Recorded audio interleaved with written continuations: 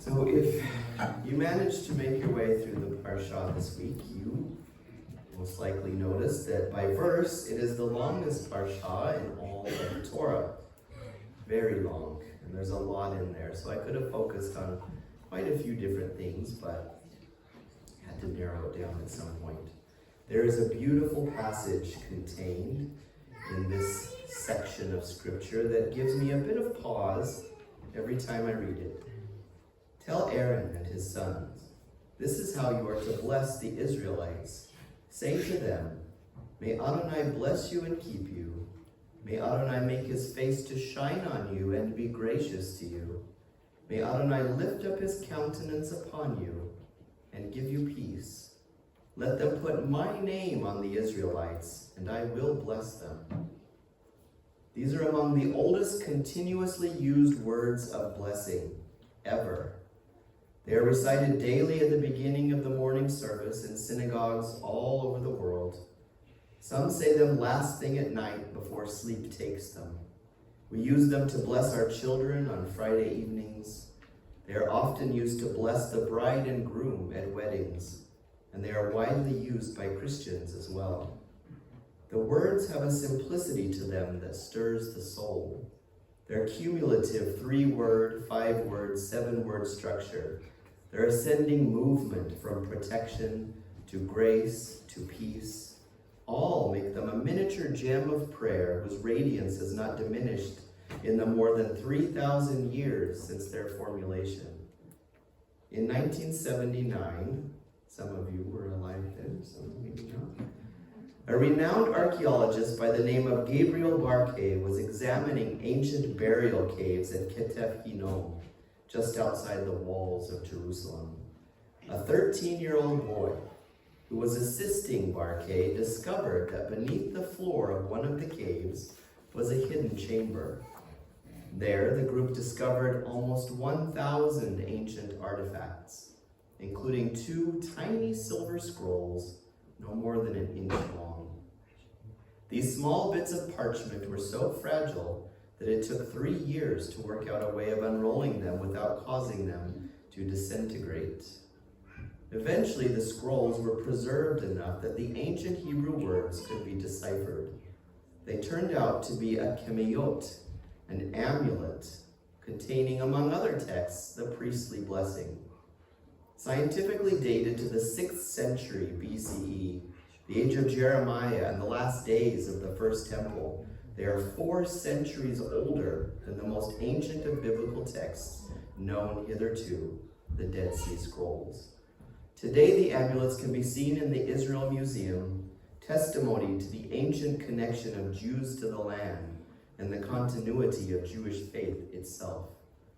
Is it not remarkable that the oldest extant parchment known to us today contains the words of this remarkable blessing? In previous years, I have spoken about the meaning of the blessing. Today, I wish us to ponder 3 different questions. First, why priests? Why not prophets, kings, sages, or saints? Why not the average Israelite? Second, why the unique form of the Birkat HaMitzvah, the blessing made by the priests over the commandment to bless the people? We know from many sources that anciently, prior to the priest offering the blessing to the people, they would say, blessed are you, Lord our God, King of the universe, who has sanctified us with the sanctity of Aaron and commanded us to bless his people with love.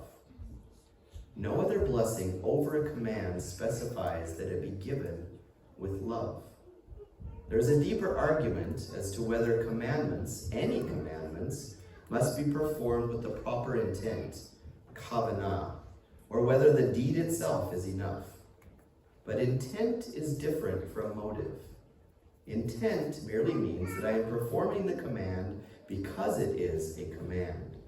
I am acting consciously, knowingly, and deliberately in obedience to the divine will of God. It has nothing to do with an emotion, such as love. Why does this command and no other require love? Third, why command human beings to bless the people at all? It is God who blesses humanity and his people, Israel. He needs no human intermediary. Our passage simply says this: "Let them put my name on the Israelites, and I will bless them."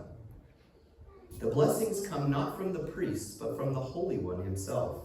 So why require the priests to put his name on the people?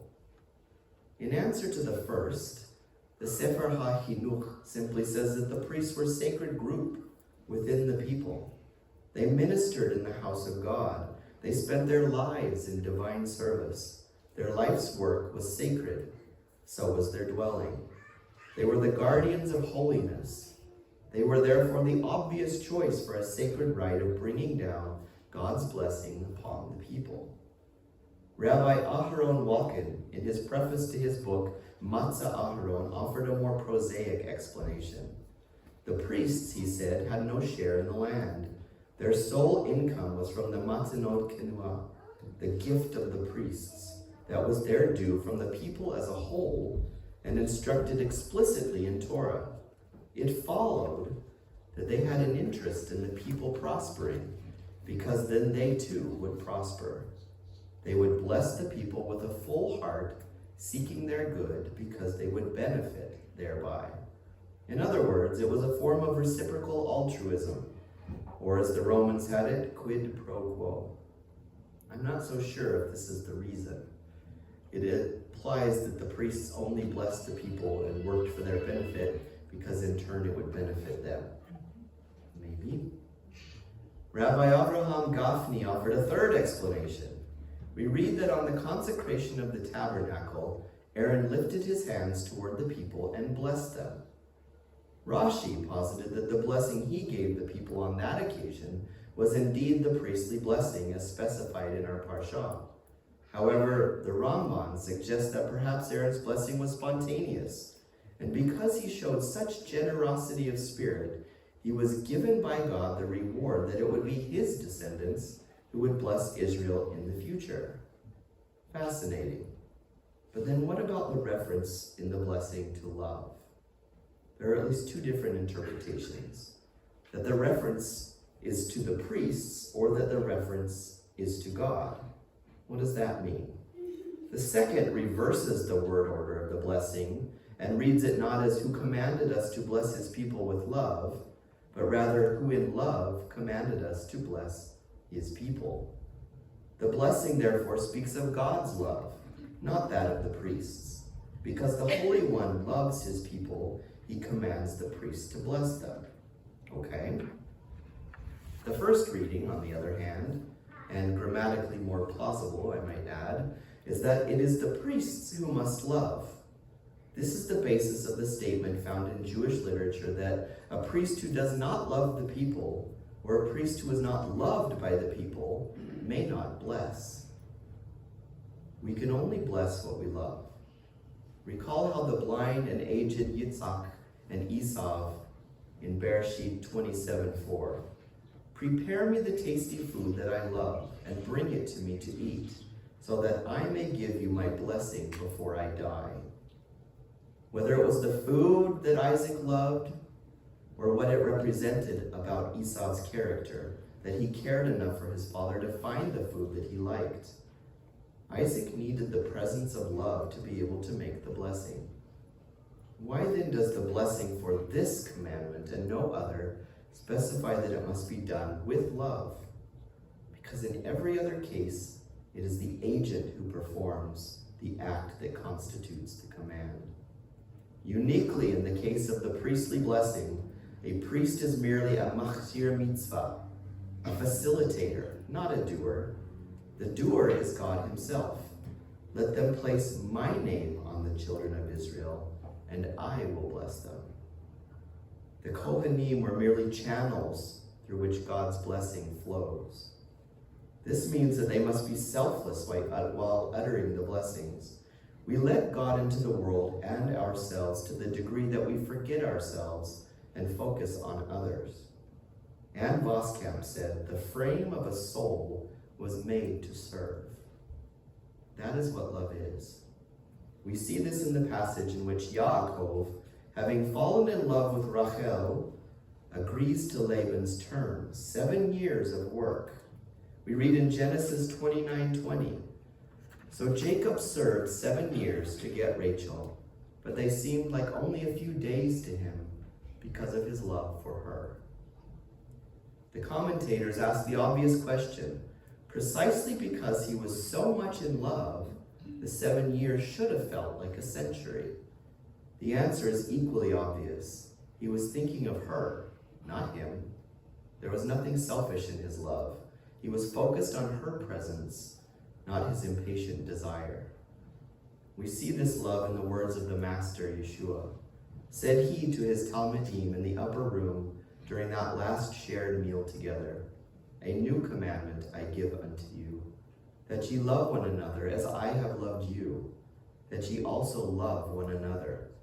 By this shall all men know that ye are my disciples, if ye have love one to another."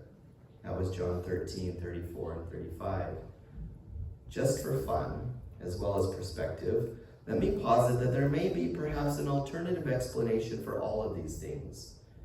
The key text of the holiness ethic is found in Vayikra 19, where it says, "Be holy, for I, the Lord your God, am holy."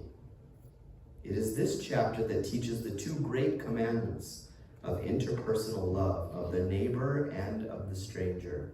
The ethic of holiness taught by the priests is the ethic of love. This surely is the basis of Hillel's statement, "Be like the disciples of Aaron, loving peace, pursuing peace, loving people, and bringing them close to Torah." That ethic belongs to the specific vision of the priest set out in Genesis 1, which sees the world as the Almighty's work and the human person as created in the image and likeness of the Creator. Our very existence and the existence of the universe are a result of God's love. By blessing the people, the priest showed them what love of one's neighbor is. Here is Rambam's definition of what it is to love your neighbor as yourself. One should speak in praise of his neighbor and be considerate of his money, even as he is considerate of his own money, or desires to preserve his own honor. Blessing the people showed that you sought their good, and seeking their good is what loving them means. And here's what Yeshua said in Matthew 25:31-36, speaking of judgment and who kept the Torah. "But when the Son of Man comes in his glory and all the angels with him, then he will sit on his glorious throne, and all the nations will be gathered before him, and he will separate them from one another, just as the shepherd separates the sheep from the goats. And he will put the sheep on his right, but the goats on his left. Then the king will say to those on his right, 'Come, you who are blessed of my Father, inherit the kingdom prepared for you from the foundation of the world. For I was hungry, and you gave me something to eat. I was thirsty, and you gave me something to drink. I was a stranger, and you invited me in. Naked, and you clothed me. I was sick, and you visited me. I was in prison, and you came to me.'" And the beautiful words of verse 40, "Truly I say to you, inasmuch as you did it to the least of these, you did it unto me." This is what the priests were to do. This is the example that they were to set. This is the way that they were to think about their role among the people. Thus, the priests set an example to the people by this public display of love, or what we would call today the common good. They were to encourage a society in which each sought the welfare of all. And such a society is blessed because the bonds between its members are strong, and because people put the interests of the nation as a whole before their own private advantage. Such a society is blessed by God, whereas a selfish society is not and cannot be blessed. No selfish society has survived for long. Hence our answers to the question, why the Kohanim? Because their ethic emphasized love of neighbor and stranger, and we need love before we can bless. Love is mentioned in the blessing over the commandment because love is how blessings enter the world. And why have human beings bestow the blessing instead of God doing so each time himself? because the priests were to be role models of what it is for humans to care for the welfare of others. I believe that the priestly blessing contains a vital message for us today. A society whose members seek one another's welfare is holy, and it is blessed. It is not per se the role of the government. It is incumbent upon each individual member of society as creations of the Creator to love their neighbors so much that they desire to seek good for them. When our desire is to seek good for another, then the outflowing of that desire is service. When you really know how much God loves you, then your desire is to share that knowledge with others. You will express gratitude for all things, the good as well as the bad. I will leave you with a couple of quotes. Katie Davis Majors said, "It is a bit of a mess, this business of love. As more and more people enter our lives, we are left with no choice but to enter theirs as well. Even more so, over time, their pains become our pain, and their joys become our joy, and this sharing of the gospel becomes a sharing of life. This, at first glance, seems so burdensome, so overwhelming, but somehow I have found it not to be any longer. Something about shouldering the burdens of another brings a lightness to our own affliction. We are in it together, and Messiah is in it with us." And put a simpler yet no less profound way, the late Phil Robertson said, "Fear God, love your neighbor, and shoot ducks." That's it. Thoughts?